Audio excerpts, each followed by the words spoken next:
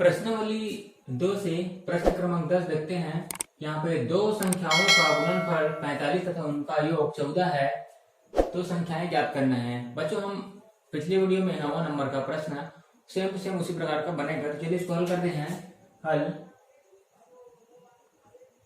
हमें ध्यान रखना यह है कि यहाँ पे हम दो चर वाले रैखिक समीकरण पढ़ रहे हैं, तो दो चर बनाना होगा और यहाँ पे बोल दिया गया है कि दो संख्याओं का गुणनफल, तो हमें मानना होगा, माना पहली संख्या x और दूसरी संख्या y मानेंगे। ठीक है, अब यहाँ पे हम प्रश्नानुसार मानेंगे जो अज्ञात राशि है, तो माना पहली संख्या x है और दूसरी संख्या y है। बच्चों तो प्रश्नानुसार यहाँ हम आपको बता रहे हैं कि तथा तक पहला समीकरण बनेगा, तो दो संख्याओं का गुणनफल क्या है, 45 है। x गुना y बराबर 45, इसको गुना कर दे तो x y बराबर 45, इसको समीकरण 1 मान लेंगे।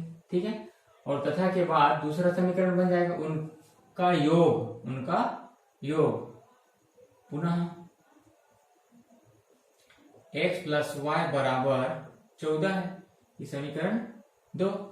अब यहाँ पे ध्यान देंगे बच्चों, हम जोड़ेंगे घटाएंगे कब, जब हमारे पास धन और ऋण चिन्ह होंगे। लेकिन यहाँ पे हमें ध्यान देना है कि गुणा का चिन्ह है तो हम जोड़ घटा नहीं सकते, तो आपको ध्यान ये रखना है कि हमारे पास प्रश्न क्रमांक 9 बनाए थे, तो वहां पे हमें संकेत दिया था, उसी फार्मूला का उपयोग करना है। क्या आप लिख दीजिए, क्योंकि हमें पता है फार्मूला क्या, x माइनस वाई पूरे का घात 2 बराबर x धन y पूरे का घात 2 ऋण 4xy, इस फार्मूले का हम उपयोग करेंगे। तो चलिए यहाँ पे हम रख देते हैं x ऋण y पूरे का घात 2 बराबर x धन y पूरे का घात 2 ऋण 4xy, मान इसमें रखेंगे x ऋण y पूरे का घात 2 बराबर x धन y का मान क्या है, समीकरण 2 से मिल जाएगा, है। तो क्या हो जाएगा, 14 का घात 2 ऋण 4 गुना x y का मान क्या हो जाएगा, x y का मान समीकरण 1 में दिया हुआ है 45। तो यहाँ पे हम लिख देंगे समीकरण 1 व 2 से। ठीक है बच्चों, अब उसके बाद चलिए इसको सॉल्व करते हैं। तो x ऋण y पूरे का घात 2, इसको जब गुना करेंगे तो कितना हो जाएगा, 14 गुना 14, मतलब यहाँ गुना करके देख लीजिए, 14 गुना 14 कितना हो जाएगा, 4 चौक 16 और 4 और 1 5 और ये 14 हो जाएगा 6 9 1 196 हो जाएगा बच्चों। यहाँ पे 196 ऋण 4 पंचे 20 का शून्य, हासिल आया 2 और 4 चौक 16 और 2 18। अब इसको हम हल कर देते हैं, तो x ऋण y पूरे का घात 2 बराबर क्या हो जाएगा, अब 196 में 180 घटाएंगे तो हमारे पास बचेगा 16। अब हमें ध्यान देना है, वर्ग को हटाना है, हमें x ऋण y चाहिए, तो वर्ग को पक्षांतर कर देंगे तो वर्ग उल्टा वर्गमूल हो जाएगा। तो यहाँ पे हम x ऋण y बराबर वर्गमूल 16 लिख देंगे। ठीक है, अब 16 किसका वर्गमूल होता है, हम 16 को क्या लिख सकते हैं, 4 का घात 2, वर्ग और वर्गमूल कट जाता है, इसलिए हमारे पास मिल गया x ऋण y बराबर 4, ये हमारा समीकरण तीसरा हो जाएगा। अब देखिए यहाँ पे हम पहला समीकरण को छोड़ दीजिए क्योंकि इनटू है, तो समीकरण 2 और 3 को देखिए, x plus y x minus y. अब हमें विलोपन विधि से हल करना है, लिख देते हैं विलोपन विधि, आपके ऊपर है कौन सा विधि से सॉल्व करते हैं आप। तो यहाँ पे हम मान जाए y को विलोपित करना चाह रहे हैं, हमें सरलता रूप ढूंढना है बच्चों। यहाँ पे अब देखिए x को विलोपित करना चाह रहे हैं, तो इसका गुणांक 1 है, धन है, इसका गुणांक धन 1 है, तो यहाँ पे हमें घटाना पड़ेगा, तो थोड़ा सा पेचीदा काम है थोड़ा सा। अब यहाँ पे दूसरा देखें, y को विलोपित करें, -1 और माइनस प्लस 1, तो इसमें हमें जोड़ देते हैं, प्लस और माइनस है, जोड़ देंगे तो विपरीत चिन्ह है और सजाती है कट जाएंगे। तो यहाँ पे हम करेंगे समीकरण 2 धन समीकरण 3 से, तो यह क्रिया कर देते हैं यहाँ पे। तो चलिए समीकरण 2 क्या है, x धन y बराबर 14 और समीकरण 3 क्या है, x ऋण y बराबर 4। इसको हमें क्या करना है, जोड़ना है। ठीक है, जोड़ना है तो एक x में एक x जोड़ेंगे 2x, धन y में ऋण y हल करेंगे तो क्या होगा, कट जाएगा, विपरीत चिन्ह 0 हो जाएगा। अब 14 में 4 जोड़ेंगे तो हो जाएगा हमारे पास 18। अब हम x का मान निकालेंगे तो x बराबर 18/2 पक्षांतरण से, 2 का पक्षांतरण किया ना, पक्षांतरण से 2 एकम 2 और 2 में 18, इसलिए x बराबर 9 मिल गया। अब इस x के मान को जो छोटा समीकरण दिख रहा है उसमें रख देते हैं। तो देखिए हमारे पास तीसरा समीकरण छोटा दिख रहा है, तो समीकरण 3 में रखने पर, समीकरण 3 में x का मान रखने पर, चलिए रख देते हैं। समीकरण 3 क्या है, x minus y is equal to 4।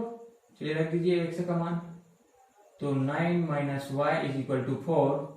अब हमें यहाँ पे चाहिए y का मान चाहिए, माइनस y का मान नहीं चाहिए, तो हमें धनात्मक करना पड़ेगा। तो इसको राइट हैंड साइड में जाते हैं, लेफ्ट हैंड साइड से तो धन हो जाएगा, और धन 4 को लेफ्ट से राइट मिलाते हैं, राइट से लेफ्ट मिलाते हैं, तो क्या हो जाएगा 9 और धन 4 का ऋण 4 बराबर y। ठीक है, तराजू को पलटा भी देते हैं, तो y बराबर 9 में 4 गया 5, इसलिए हम कहेंगे कि y बराबर 5। तो हम शब्दों में लिख देंगे बच्चों कि पहली संख्या 9 और दूसरी संख्या 5 होगा। इस प्रकार हम आंसर को अपने शब्दों में लिख देंगे जिस प्रकार हमें प्रश्न में कहा गया है, पहली संख्या x बराबर 9 और दूसरी संख्या y बराबर 5। नेक्स्ट क्वेश्चन देखते हैं। चलिए बच्चों 11वां क्वेश्चन देखते हैं। 11वां क्वेश्चन टाइप बहुत ही इंपॉर्टेंट रहते हैं, आयु वर्ग वाला, इसको अच्छे से आपको देखना है, बहुत ही इंपॉर्टेंट रहता है ये। तो चलिए, 5 वर्ष पूर्व मेरी आयु मेरे पुत्र की आयु की तिगुनी थी। उसके बाद कहा जा रहा है कि 10 वर्ष पश्चात मेरी आयु मेरे पुत्र की आयु की दुगुनी हो जाएगी। तो मेरी व मेरे पुत्र की वर्तमान आयु ज्ञात कीजिए। तो यहाँ पे हमें मानना होगा कि माना मेरी वर्तमान आयु x वर्ष और मेरे पुत्र की वर्तमान आयु y वर्ष है। ठीक है,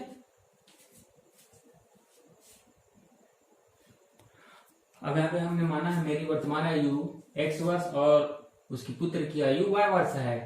अब उसके बाद हमें पूर्ण विराम तक हमारा पहला क्वेश्चन, पहला समीकरण बनेगा। तो 5 वर्ष पूर्व, अभी वर्तमान में 5 वर्ष पूर्व मेरे क्या हो जाएगा, प्रश्नानुसार 5 वर्ष पूर्व वर्तमान आयु में 5 वर्ष पूर्व मतलब मेरी आयु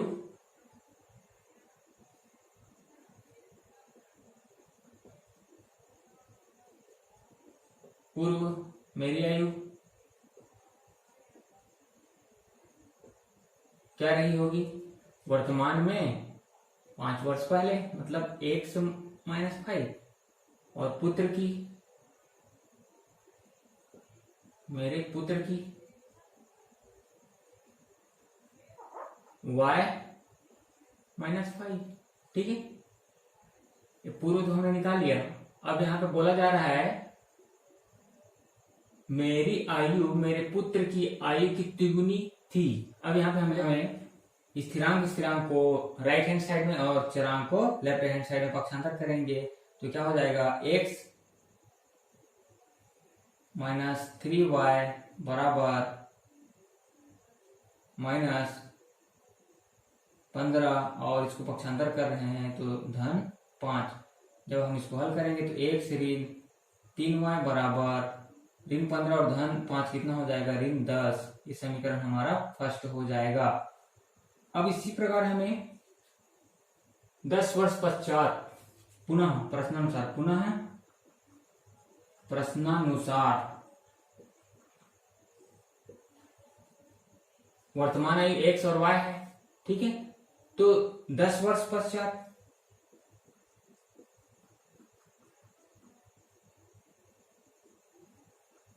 पश्चात मेरी आयु कितनी आयु होगी?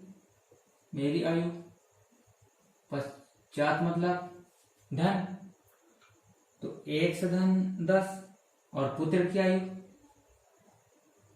आयु बराबर y धन 10। ये हमने 10 वर्ष पश्चात निकाल लिया, इसको हमने हल कर लिया। मेरी आयु मेरे पुत्र की आयु की दुगनी हो जाएगी, तो फिर यही कंडीशन आएगा, है ना। मेरी आयु बराबर कितना? 2 गुना पुत्र की आयु। इसमें मान रख देते हैं, मेरी आयु 10 वर्ष पश्चात x धन 10 बराबर 2 गुना y आएगा y धन 10। अब इसको हम हल करेंगे, तो x धन 10 2 का गुना कर दीजिए कोष्टक में, तो 2y और धन 2 धन 20। आगे स्टेप करेंगे बच्चों यहाँ पे, तो क्या हो जाएगा? x धन 10 बराबर 2y धन 20। अब हमें पक्षांतर करना है, स्थिरांक को राइट साइड में और चरांक को लेफ्ट हैंड साइड में। तो x इस y को 2y को ला रहे हैं, तो -2y, पहले से 20 रखा हुआ है राइट में, इस 10 को ले जा रहे हैं +10 को, तो -10 ऋण 10, तो x ऋण 2y बराबर 10। ये समीकरण दूसरा हो गया। अब समीकरण 1 और 2 हमें मिल गया, इन्हीं दोनों समीकरणों के माध्यम से हमें हल करना होगा।